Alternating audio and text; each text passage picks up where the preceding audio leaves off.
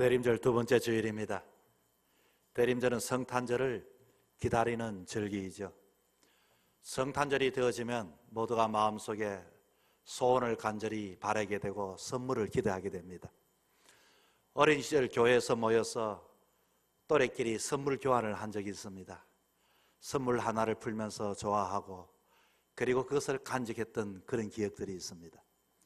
성탄절뿐만 아니라 우리들의 인생의 삶을 언제나 기다리며 기대하며 받을 선물에 대하여 늘 언제나 관심을 가지고 살아갑니다. 어느 날 어떤 청년과 이야기 중에 자기는 세상에 어떤 것을 가지는 것보다도 나름대로 자기 바람과 소원을 이야기하는 것을 들었습니다. 가족들이, 특별히 우리 가족들이 사랑하는 아버지가 회복이 되어서 어떤 장소이든지 같이 가족이 여행을 한번 해봤으면 좋겠다는 소원이었습니다. 그 선물은, 그 소원은 보이지 않지만 그 마음에 오랫도록 기억되어지는, 추억되어지는 선물이 아니겠습니까? 여러분은 이번 성탄절 간절히 바람의 소원과 선물은 과연 무엇입니까? 여러분, 선물 중에도 선물 중에 나쁜 선물은 없겠지만 더 좋은 선물은 일시적이지 아니하고 영원히 변하지 않는 그 선물, 언제나 그 선물을 생각하며 감사가 있고 그 선물을 생각하며 은혜가 되어지는 그 선물, 바로 그 선물이 우리에게 오신 날이 성탄절이고 기대하는 절기가 대림절인 것입니다. 성탄절은 바로 우리에게, 인류에게 가장 큰 어둠과 절망과 죽음의 문제를 해결해 주신 예수님이 이 땅에 오시는 날이 성탄절입니다. 그리고 그분과 함께 영원한 천국을 소망하는 날이지요. 예수님이 우리에게 선물이 되어 우리에게 오신다는 것은 기쁜 일이지만, 그러나 어떻게 보면 예수님이 나에게 오신다는 것은 선물이긴 하지만 한편으로는 두렵기도 한 날이 되는 것입니다. 특별히 성경에 봤더니 예수님이 탄생하시는 날 천사가 나타나서 먼저 처음 목자들에게 전했던 말은 무서워 말라, 무서워 말라. 보라, 내가 온 백성에게 미칠 큰 기쁨의 좋은 소식을 너에게 전하노라. 오늘날 다윗의 동네에 너희를 위하여 구주가 나셨으니 곧 그리스도 주시니라. 그렇습니다. 우리 인류에게 가장 큰 선물은 여러분 무엇이겠습니까? 최대의 선물, 영원히 변하지 않는 선물, 큰 기쁨, 좋은 소식 말입니다. 이보다 더 좋은 소식이 없습니다. 여러분, 우리의 인생의 삶은 늘 언제나 자고 일어나면 소식을 듣습니다. 뉴스를 듣게 됩니다. 제가 교회 오면 사람을 만나서 이야기를 듣습니다. 그런데 이야기 중에는 때로는 나쁜 뉴스도 있고 좋은 뉴스도 있습니다.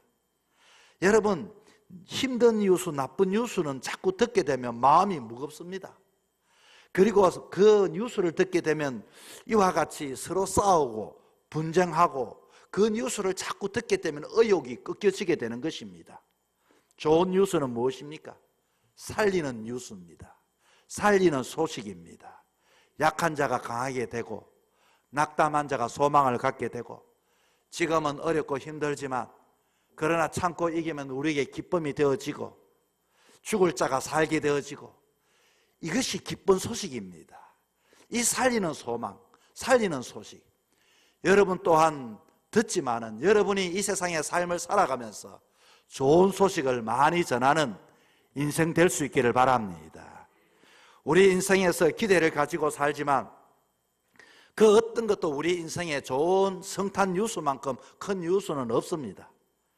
우리는 이 세상에서 때로는 저 사람을 붙잡고 저 사람 편에 서면은 나에게 기쁜 소식이라고 생각하지만, 그러나 인간의 그 소식들은 언제나 우리를 철저하게 실망시키고 좌절시킵니다. 예수님의 그 소식만이 우리에게 기쁜 소식이고 우리의 영혼을 살리는 소식이 되는 것입니다. 성탄절은 하나님께서 최대의 선물을 우리에게 주신 날인데 이것이 최대의 뉴스요, 복된 소식이요, 복음입니다. 우리가 너무나도 잘 아는 성경 구절 요한복음 3장 16절, 하나님이 세상을 사랑하사 독생자를 주셨으니 이는 저를 믿는 자마다 멸망치 않고 영생을 얻게 하려 하심이니라. 왜 최대의 선물입니까?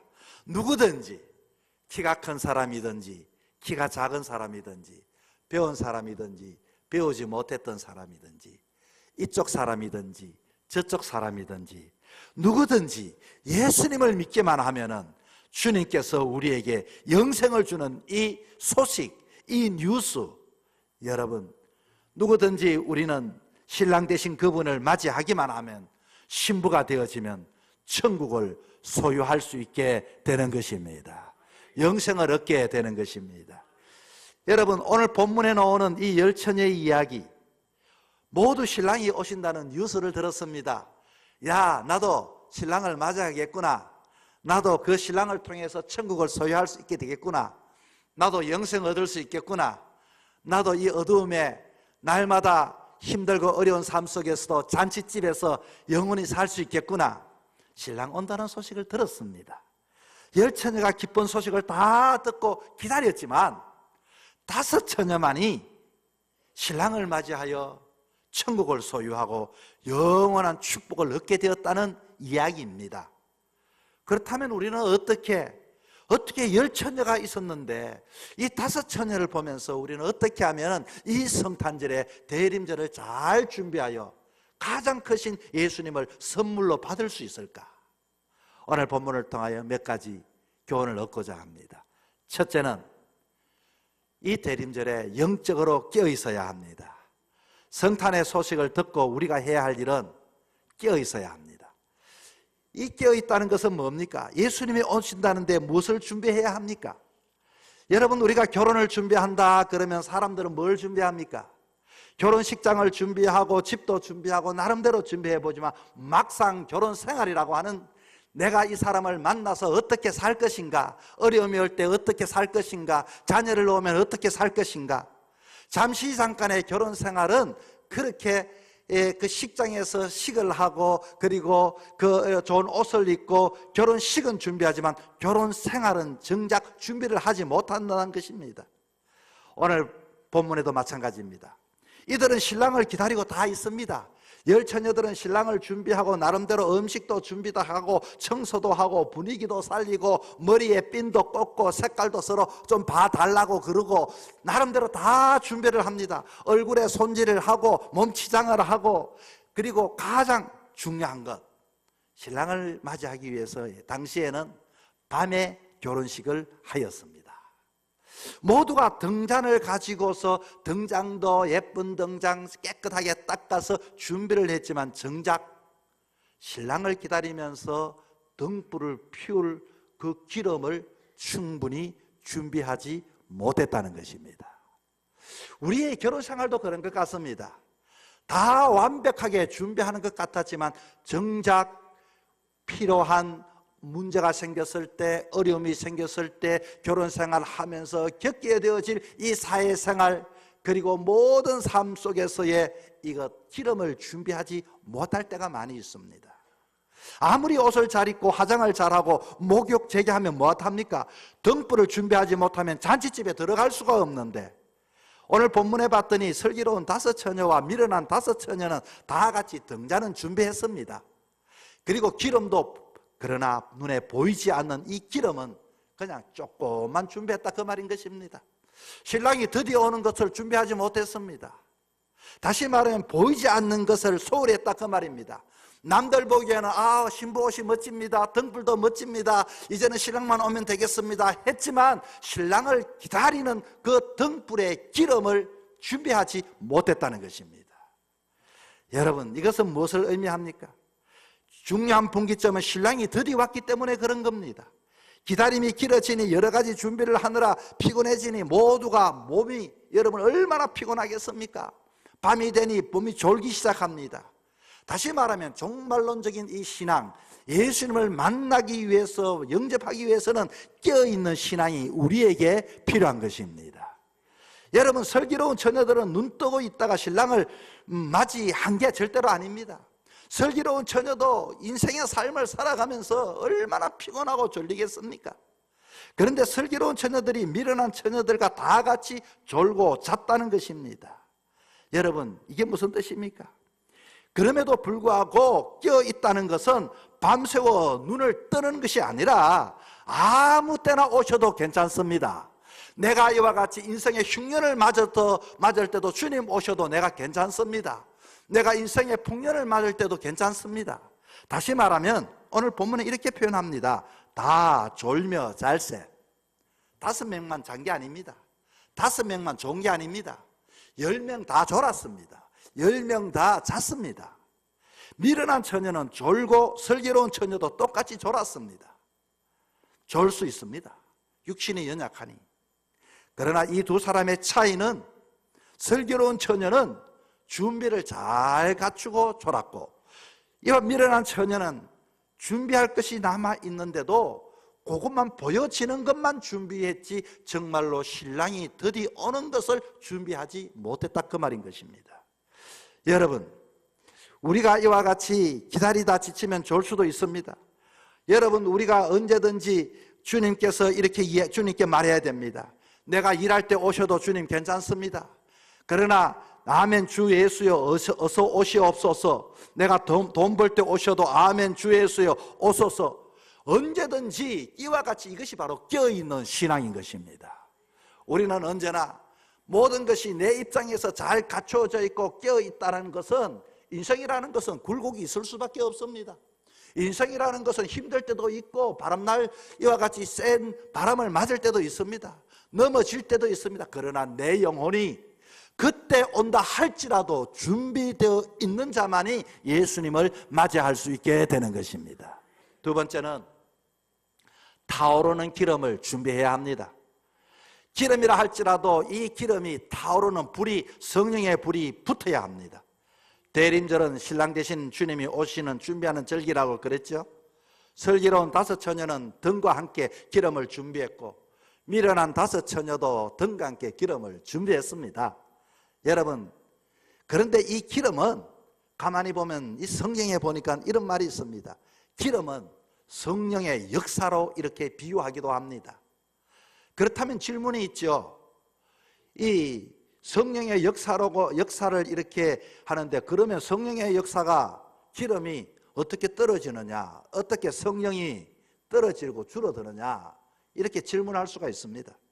그러나 예수님의 성탄 소식에 우리는 주님과 함께 할 기름이 과연 내 마음의 기름이 타고 있는가?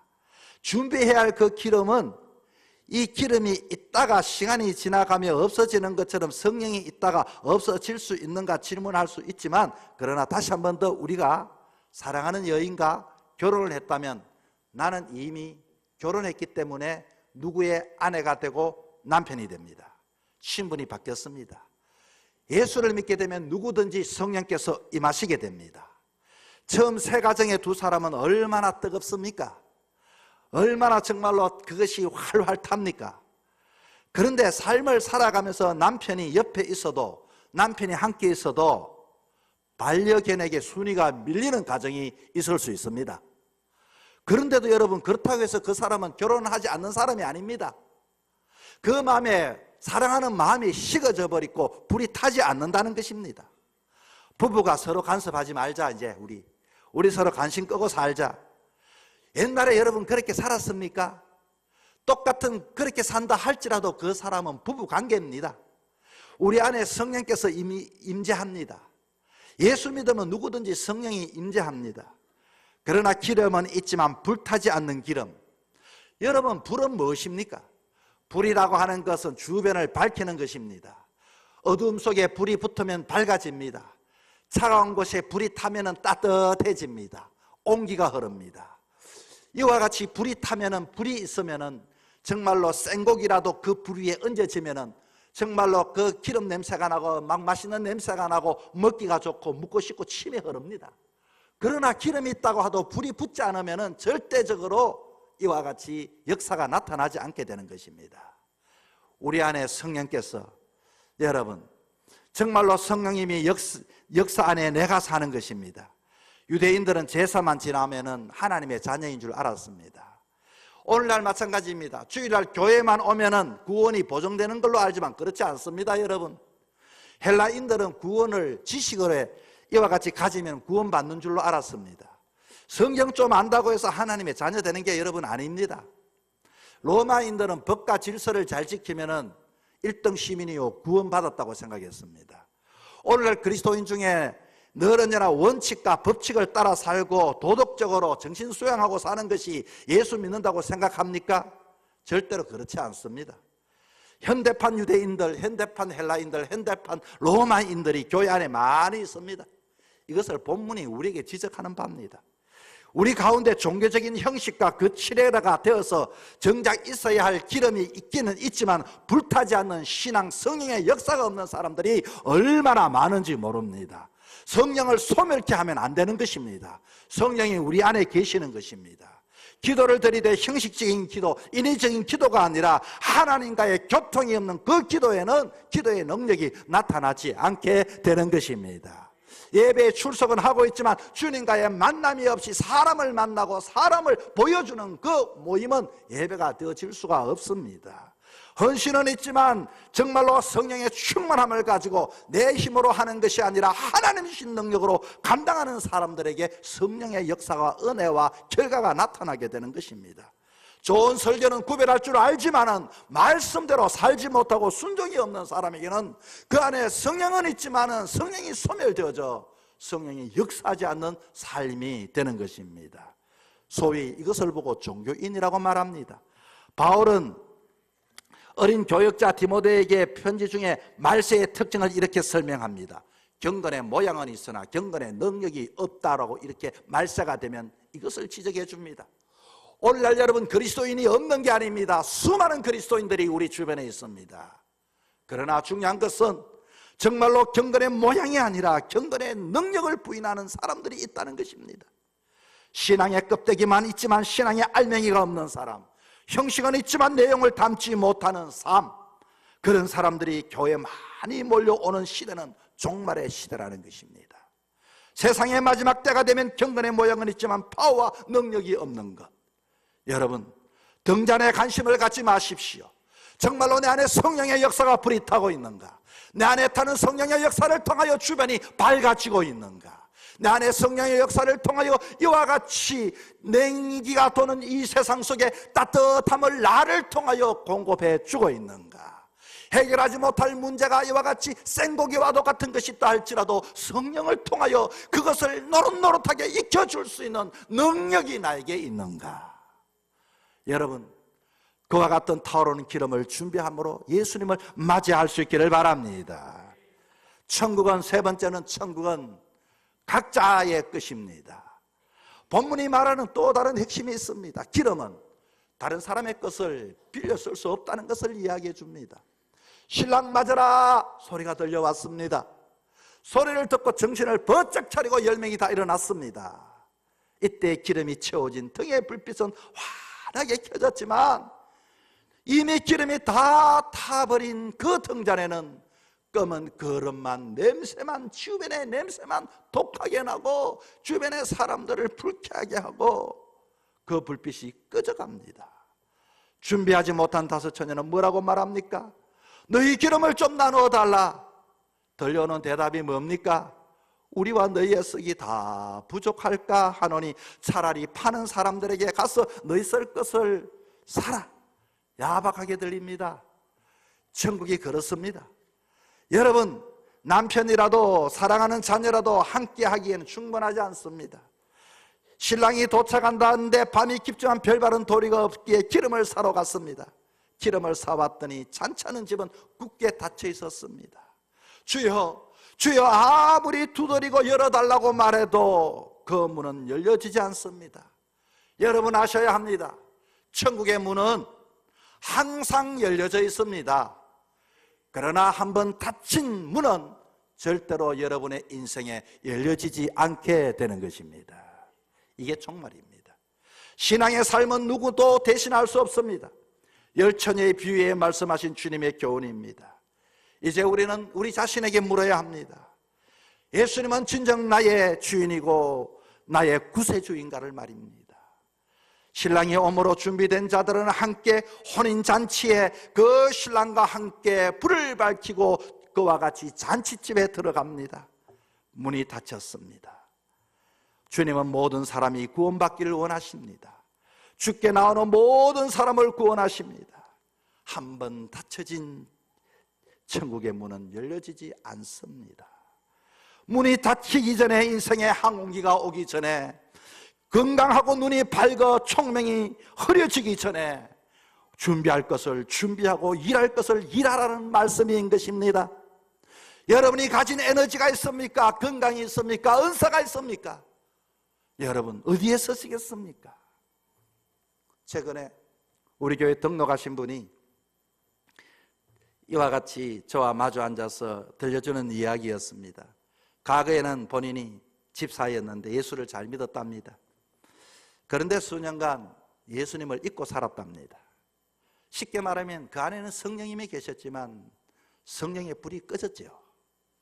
그런데 철거집을 정리하는 일을 하게 되어졌는데, 그 철거하는 집을 들어가서 정리를 딱 하다가 보니 다른 살림은 깨끗하게 청소하고 다 가져갔는데, 봤더니 성경책 한 권이 그 집에 가운데 딱 있더라는 것입니다. 그래서 그 성경책을 이렇게 첫 장을 덜펴봤답니다. 그 성경책을 봤더니 뭐라고 써있는가 하니, 우리 알만한 그런 교회입니다. 어느 교회에 누구 권사 임직 몇 월 며칠, 그러면서 그것을 딱 보는 순간, 아니 다 이사하면서 다 가져갔으면서 왜 그때 임직시켜 받은 이 성경책은 두고 갔을까? 그것을 딱 보는 순간 그 마음에 성령께서 역사하셔서, 이 성경책을 내가 가져야 되겠다. 내가 이 성경책을 가지고 내가 잃어버렸던 예수를 믿어야 되겠다. 그리고 다음 장 뒤에 몇 월 며칠 아무개 나는 이제 예수님을 믿기로 작정한다. 그렇게 쓴 것을 저에게 보여주었던 겁니다. 그리고서 등록을 하고 그것을 나에게 보여주었어요. 우리 교회 한 3주쯤 넣으시고 그리고 등록을 해주셨어요. 여러분, 그 마음에는 성령의 불이 새롭게 타오르게 되는 겁니다. 늦기 전에 다시금 여러분, 우리는 천국은 각자의 것이니 성령께서 내 안에 이와 같이 역사하기를 기대하면서 준비하면서 주님을 우리는 맞이해야 하는 겁니다. 많은 분들이 주변에 보니 육신의 질고로 걱정이 많습니다. 그러나 정말로 우리가 주님이 오신다는데 기름 떨어진 줄을 모르고 살아가는 것은 더 큰 병입니다. 아픈 정세가 없이 더욱더 신앙의 병이 깊어지는 사람들, 무서운 병입니다. 어느 순간 여러분에게 그렇게 삶을 살다가 내 인생의 문이 닫혀졌을 때 뭐라고 하시겠습니까? 문을 두드린들 어떻게 하겠습니까? 이 시간 하나님께 요청하십시오. 하나님, 제 영혼의 기름이 떨어졌습니다. 내 마음에 성령의 불을 다시 붙여주옵소서. 간격이 식어졌습니다. 주님 전에 찾아올 때 지난날 찬송 부를 때는 눈물이 흐르고 또 흐르고 가슴이 미어 터질 것 같은 간격의 예배가 있었는데 간격의 예배가 저에게 떠났습니다. 제발 성령의 불을 새롭게 기름을 채워주옵소서. 사랑이 식어졌습니다. 진정 하나님 아버지의 충성이 식어졌습니다. 헌신이 식어졌습니다. 주님, 나에게 성령을 충만케 하여 주옵소서. 여러분, 성탄절은 주님이 찾아오신 절기입니다. 대림절은 찾아오실 주님을 맞이하는 절기입니다. 어떻게 준비해야 할까요? 다시 한 번 더 잠자는 영혼, 여러분의 인생의 삶에 지친 삶, 다시 한 번 더 내 영혼이 잠들지 않는지 여러분 내 인생을 깨울 수 있기를 바랍니다. 내 안에 성령께서 이와 같이 불타오르는 성령이 식어졌다면 다시 한 번 더 기도함으로써 준비해야 하는 것입니다. 아무쪼록 다시금 문을 두드리며 후회하지 말고 정말로 그 천국을 사모하며 기대하며 예수님을 맞이할 수 있는 절기가 될 수 있기를 주 이름으로 축복합니다.